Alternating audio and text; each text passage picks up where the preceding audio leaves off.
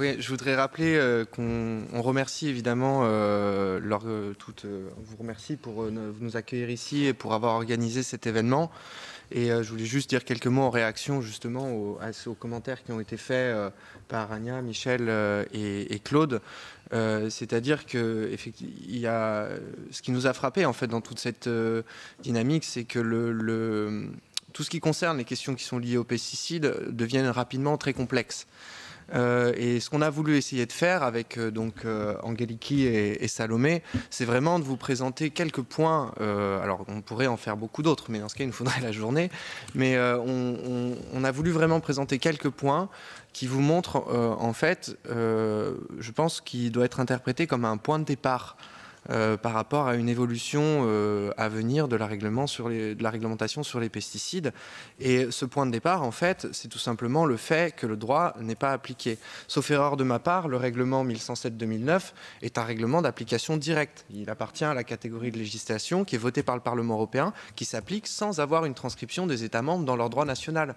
Donc là, on est face vraiment à ce qui s'apparente à une loi européenne qui est votée par le Parlement, qui n'est pas respectée, qui n'est pas appliquée par les institutions européennes elles-mêmes, non par les États membres. Il y a des éléments qui pointent vers ce sens-là, et avec Secret Toxique, on s'intéresse à ça aussi au niveau français, mais là on est au Parlement européen, et c'est vraiment la Commission qui n'applique pas la réglementation qui est votée par le Parlement, les institutions européennes elles-mêmes.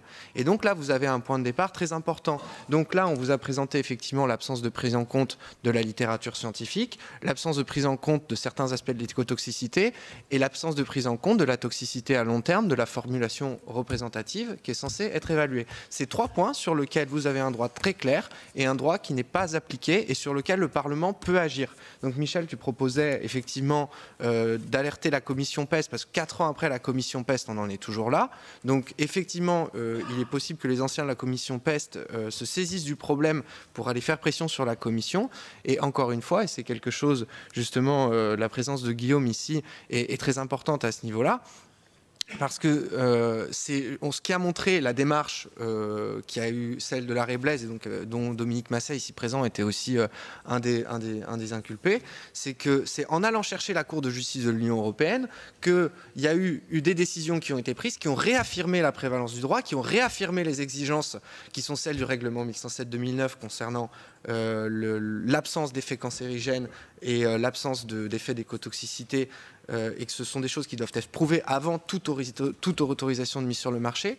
Donc il y a tous les outils qui sont à la disposition du Parlement pour vraiment faire en sorte que la Commission applique la loi.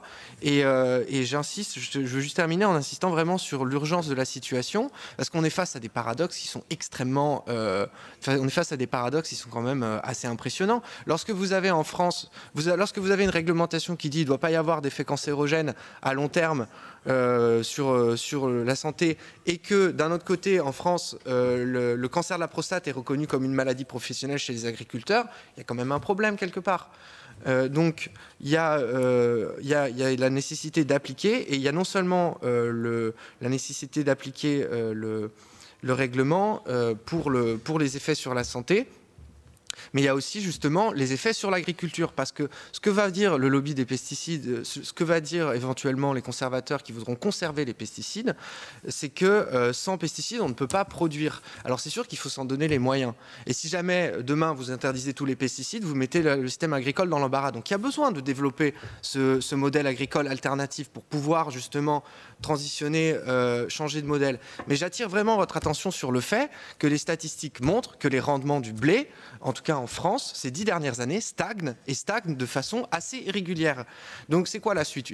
La question qui se pose, c'est est-ce qu'on a épuisé les sols au point que les rendements du blé vont s'effondrer, qu'on va se trouver face à des crises alimentaires en Europe dans les décennies à venir? Et du coup, c'est quoi l'alternative à la fin? Donc on est face vraiment... Non seulement il peut y avoir des raisons idéologiques, il peut y avoir des raisons de vision politique qui poussent à vouloir aller en dehors des pesticides, et elles doivent se respecter, elles doivent être discutées, mais là on est sur un problème qui est réellement pragmatique, qui a un enjeu de souveraineté alimentaire, qui a un enjeu de santé publique, et qui est un enjeu d'application du droit. Donc il y a vraiment tous les éléments alignés pour mettre en place les actions, et le Parlement en a le pouvoir, et c'est à ça qu'on vous appelle, et vu l'urgence de la situation, on vous y appelle doublement fortement.